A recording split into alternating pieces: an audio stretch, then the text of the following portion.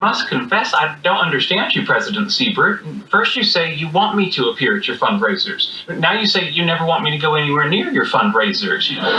Forgive me, but that sounds like a mixed message. Here we go again. If there's simply no talking to me, then why did you call? Sheldon Cooper is the iconic character in a series that ended up being a spectacular success. Over the course of the 12 seasons of Big Bang Theory, Sheldon was the ultimate lead comedy character and also the most recognizable face of the series. Even as Big Bang Theory lost some of its hilarity factor, Sheldon maintained a level of ridiculousness that allowed the TV series to keep the loyal viewers watching and laughing. How did he manage that? This is a question that has a rather complex answer. To understand the elements of the comedic craft in the persona of Sheldon Cooper, we will deconstruct the 7 tools used by the show writers in the creation and in the development of this character.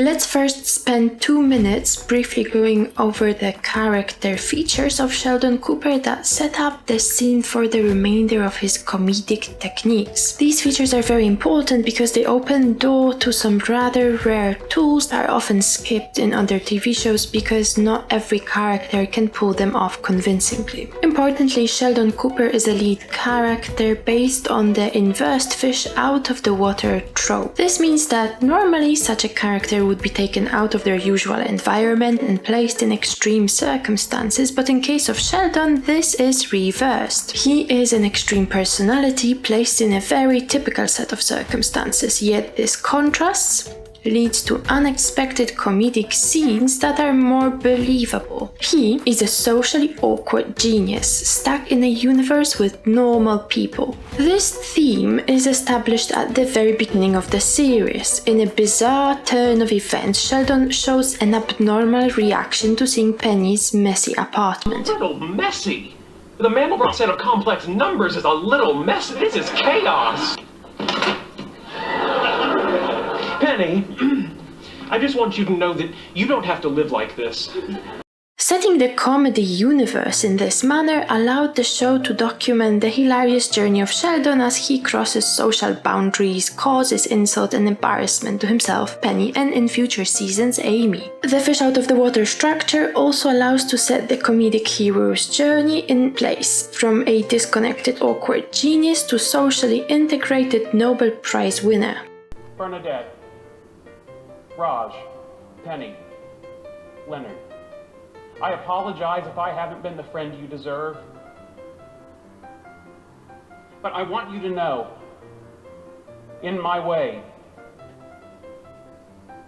I love you all. If you're not quite sure what is the hero's journey, you may want to explore the hero's journey series by following the link above. All you need to know now is that any lead character has to go through a series of events that loosely allow him to transform, to develop new skills, and to connect with others in order to achieve his goals. Now, Sheldon is a character based on unapologetic eccentricity. He's obsessively controlling, he has eidetic memory, and he detests change. Just get a hamburger. You like hamburgers. I like the hamburgers where we usually have hamburgers. You can't make the assumption that I like the hamburgers here. I'm sorry. Give him a hamburger. In stark contrast to this, he is also overly sensitive to conflict, intensely self-absorbed, and totally devoted to childhood rituals and traditions. Oh, I've seen that look before. This is just going to be 2 weeks of moping and tedious emo songs and calling me to come down to pet stores to look at cats. I don't know if I can take it. This specific mix of tendencies builds up the foundation and the context for the comedic tools applied throughout the series insofar as Sheldon Cooper is concerned. So let's now explore the techniques that were used repeatedly to create this memorable lead comedy character. It is worth noting that right until the finale of season 12, Sheldon remained hilarious despite having transformed into a slightly less awkward physicist. We should also remember that almost every scene that will be analyzed now has more than one tool in it, but in each case we are only focusing on one technique at a time. Let's get started. Ranting is not only a general term used to describe a person taking out their frustration in a spoken form, but it is also a comic tool when taken to extreme. Comic rant is a somewhat difficult technique to pull off in that it requires effort and a good storyline to be performed well. When correctly constructed, comic rant is very effective at eliciting laughter. Here's how this tool is used in Big Bang Theory. To be believable, the writers have to take time to set up circumstances where the character is being continuously frustrated over time, and this frustration is at least partially shown to the audience, to the viewers, so that when the character finally begins his tirade, we can feel his total frustration with whatever situation he's facing. In Big Bang Theory, a comic rant tends to stem from a frustration that Sheldon has developed because of another character's behavior. However, because Sheldon is such an eccentric person, very typical circumstances can lead to amusing outbursts of disbelief on his part. I got my enchanted weapons, my vicious gladiator armor, my wand of untainted power, and all my gold. Let us dissect an iconic scene from the series from the boyfriend complexity episode. As a start, Sheldon's need for formalized contracts describing human relationships has been established in previous episodes. He has a roommate agreement with Leonard that he relies on, and he prefers written word and procedure over improvising. Our earthquake supplies, we have a 2-man, 2-day kit. So, if there is an earthquake and the 3 of us are trapped here, we could be out of food by tomorrow afternoon. In the boyfriend complexity episode, the setup to the rant is composed of 2 additional scenes only. Each of them is relatively short, and we can observe Sheldon's reaction to Penny and Leonard getting back together. Importantly, as viewers, we don't see what Sheldon is doing, but from his conversations and from his interactions, we can understand that he has put a significant amount of work and effort into the new roommate agreement. This shows that he is engaged and affected by the change of circumstances of his roommate relationship status. Oh, friggity frack, not this again. Leonard, Penny, excellent. I'd like to say I'm very happy that you're back together, and if I can figure out a way to do so and sound sincere, I will. In the meantime, I'd like to go over some proposed changes to the roommate agreement, specifically to address Penny's annoying personal habits. I have a list. FYI, overuse of the phrase, oh my god, is number 12. Finally, the comic rant plays out at the end of the episode. The emotional build-up has been achieved, and when Sheldon has his little outburst of frustration, this is fully understandable to the viewer and frankly quite amusing. Oh, there you are. Just so you know, I was up all night, but I have finally completed the Penny-specific section of the new roommate agreement. Yeah, well, not necessary. We broke up again.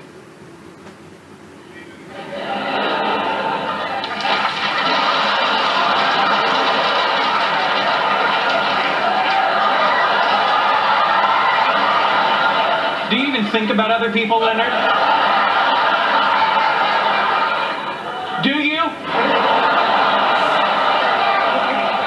What this example proves is that a comic rant does not have to be long, but it must be intense. The second comedic technique often used in the show in relation to Sheldon is ridicule and derision. Sheldon has a rather high opinion of himself and therefore often resorts to comments that attack or humiliate others, or shows his contempt towards objects. Thank you, officer. Yeah, wait a minute! You're not going to do anything? Mr. Cooper, there's nothing Dr. Cooper.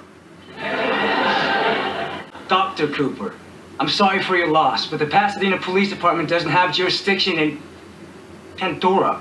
That's from Avatar! World of Warcraft takes place in Azeroth. Goodness gracious, how are you allowed to carry a gun? Most often, Sheldon expresses his self-asserted intellectual superiority over other characters in the series. The amusing part of this technique that is quite unique to Sheldon's persona is that he is often unaware that he's being snide or that he is ridiculing others, and this is because of his oversized ego. When he tries to console Penny, who struggles to understand basic physics so that she can show interest in Leonard's work, he manages in a single conversation to establish his total superiority over the rest of humanity and completely denigrate his roommate's research. Then I don't Why are you crying? Because I'm stupid! Well, that's no reason to cry. I mean, one cries because one is sad. For example, I cry because others are stupid and it makes me sad. Leonard is attempting to learn why subatomic particles move the way they do. Really? That's it? Well, that doesn't sound so complicated. It's not. That's why Leonard does it. In humor, this is a device that can have two goals. But in relation to Sheldon, these goals are as follows. First, verbal degradation is used to build Sheldon's ego, and it emphasizes lack of intellectual equivalency of the remainder of the show's characters. I suppose if someone could teach sign language to Coco the gorilla, I could teach you some rudimentary physics. Great! It's a little insulting, but great! I'll be Coco. Not likely. Coco learned to understand over 2,000 words, not one of which had anything to do with shoes. Secondly, it is used to humiliate other characters while at the same time exposing the fundamental flaws of Sheldon, namely his lack of social skills and emotional intelligence. This helplessness on the social arena of life makes Sheldon more likable. The third technique used in the show is combining its exaggeration and travesty. Sheldon exaggerates minute details of no importance and brings them to the level of priority problems. I possess the DNA of Leonard Nimoy?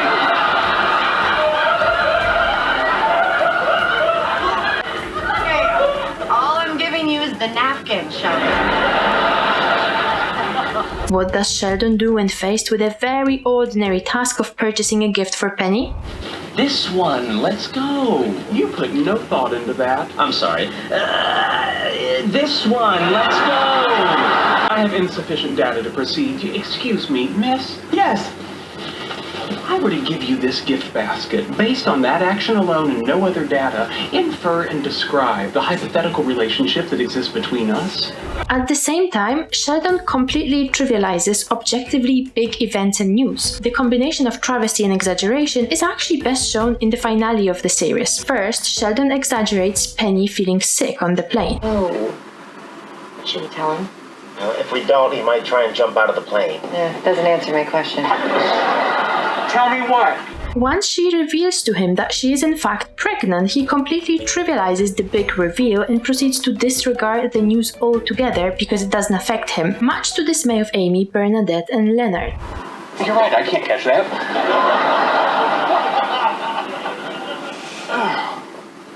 Good news, Amy. She's just pregnant. If you're enjoying this video, please consider leaving a like. It only costs you one click, but it means a lot to me. Also, more videos on comic tools behind most hilarious TV characters are coming, so subscribe if this is something that you are interested in. Technique 4 is repetition. Repetition is a comedic tool that is both underestimated and overused. However, in case of Sheldon Cooper, repetition is key. His backstory and the background of his persona lay foundation for the iconic repetition jokes of the series. Sheldon needs to knock 3 times before he enters a room. Leonard. Penny, Penny, Penny, Penny, Penny, Penny, Penny, Penny, Penny, Penny, Penny, Penny, Penny, Penny, Penny, What's wrong? All my friends. Each time he makes a self-amusing joke, he ends the performance with a classic bazinga. Bazinga! You've fallen victim to another one of my classic practical jokes. His devotion to childhood rituals leads to Soft Kitty being played over and over and being altered into multiple hilarious role reversal scenes. What makes this tool so useful in context of Sheldon Cooper is how it allows the writers to play with the timing and to further expose the absurdity of Sheldon's OCD-like behavior. When Penny dislocates her shoulder, he is so committed to his knocking tradition that it takes priority over helping Penny out of her bathtub. Penny. Penny.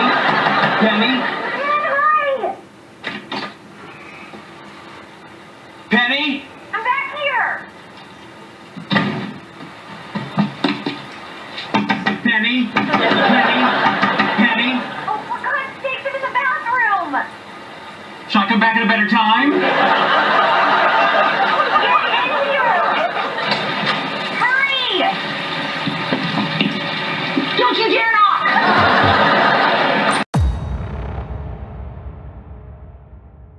This leads us into the use of incongruity and absurd in the series. Incongruity humor is based on things being completely out of place, with the end effect being exaggeration of the total absurdity of any situation. Have to carry the heavy stuff?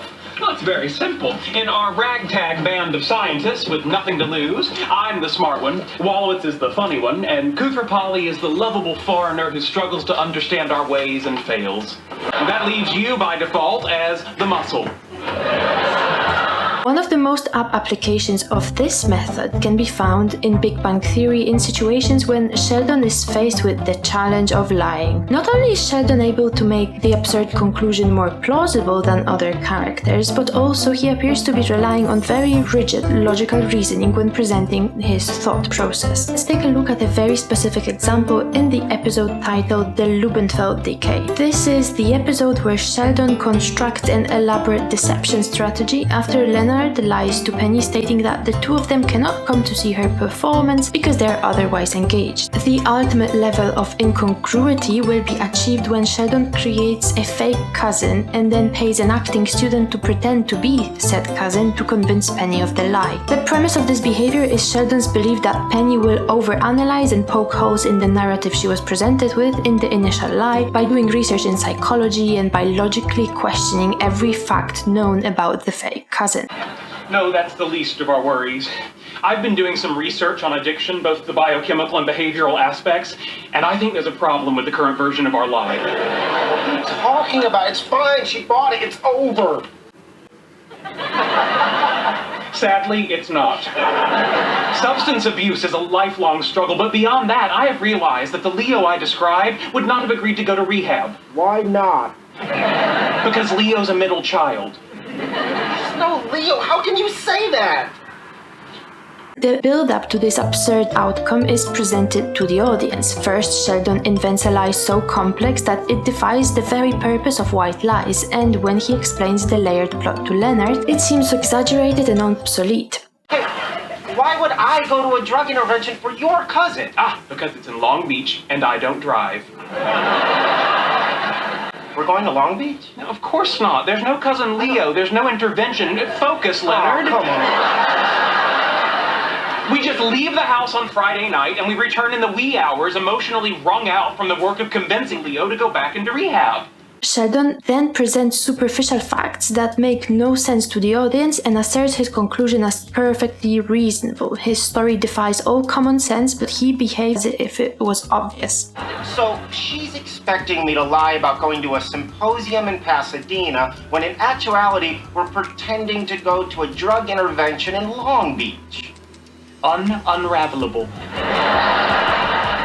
So this technique explores two levels of absurdity. On one hand, it focuses and exaggerates the ridiculous logical rigidity that is a key feature of Sheldon Cooper. However, at the same time, it creates a convoluted and absurd situation which lends itself well to setting the stage up for the incoherent dialogues that permeate this episode.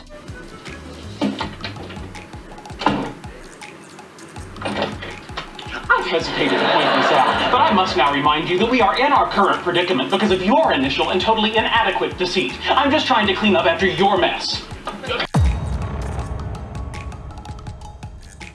One of the main premises behind the development of this comedic character is that Sheldon has issues with understanding social interactions and that he's unable to spot sarcasm. This superficial flaw is used multiple times to introduce situational comedy by taking literality to a new level. A rhetorical question can be taken as a genuine inquiry, and the most trivial conversation becomes funny. You'll never guess what just happened. You went out in the hallway, stumbled into an interdimensional portal which brought you 5,000 years into the future, where you took advantage of the advanced technology to build a time machine, and now you're back to bring us all with you to the year 7010, where we are transported to work at the Thinkatorium by telepathically controlled flying dolphins? In Season 2, reliance on the excessive literality of Sheldon is exposed in the scene where Penny takes Sheldon's mention of beehives as a metaphor for her competition with the new neighbor. We must either locate to a new hive, or engage in a battle to the death until only one queen remains. What are you saying? That I'm threatened by Alicia? That I'm like the old queen of the hive and it's just time for me to go? I'm just talking about bees. They're on the Discovery Channel. are you talking about? The unique part of this tool, in case of Sheldon, is that often characters that use literal humor are stupid or distracted by something else. But in case of Sheldon, it is his genius and intellect that make him prone to relying on literal meaning. As stated before, Sheldon is a character built on pairs of opposites. These contradictions in his persona open door to humor techniques based on a role reversal. The role reversal occurs when a scene switches opposite traits or behaviors to subvert the situation and make us laugh. In Big Bang Theory, this occurs when Sheldon transforms from a serious academic to a childish man obsessed with opening his roommate toys, or when he's being jealous over Leonard stealing his new friend. I must say I'm shocked by this betrayal. I didn't betray Penny. Not Penny, me. How am I betraying you? Elizabeth's my friend, and you're playing with her. The same theme is played out again when Sheldon is torn between Leonard and Penny after they split, and this is compared to a child stuck between his parents when they are divorcing. This is part 1 of Comedy Dissected, where we take a deep dive into what makes a series or a character funny. If you want to suggest a show or a favorite character, drop a line below. Thanks for staying until the end, and I hope you enjoyed it. Why should you care about these comedic tools? You may not love Sheldon Cooper, but the fact remains that the series was immensely popular. It received 55 Emmy nominations and 10 awards. Jim Parsons, who portrayed Sheldon, has been recognized multiple times as a lead actor in a comedy series. According to Vulture, Big Bang Theory averaged 4.3 jokes per minute, and so it comes as no surprise that over the course of 279 episodes, it had an average viewership of between 7 and 18 million viewers per episode. This widespread approval suggests that there is something special about the show, and given the availability of material, it is worth taking a deep dive and dissect the script and the character development in Big Bang Theory. If you stayed until now, here is a fun fact for you. Initially, the characters were going to be software engineers, but due to commercial nature of that job, the writers opted for a more theoretical, academic occupation. Yeah, we were going all over the place looking for something to do together, and I don't even know why you were telling me stories about computer programming in New York in the 80s and talking about the guys that he worked with, and they were fascinating. They were deeply troubled. Computer programs, and Chuck didn't want them to be in that world because that was a world of commerce and, you know, the Microsoft kind of world, and, you know, he kept stressing that they should be really smart, but something that was separate from the money-making world. And at the end, what makes Sheldon Cooper so hilarious is not any one of the tools explained in the video, but the fact that these techniques are layered in each episode and across multiple seasons.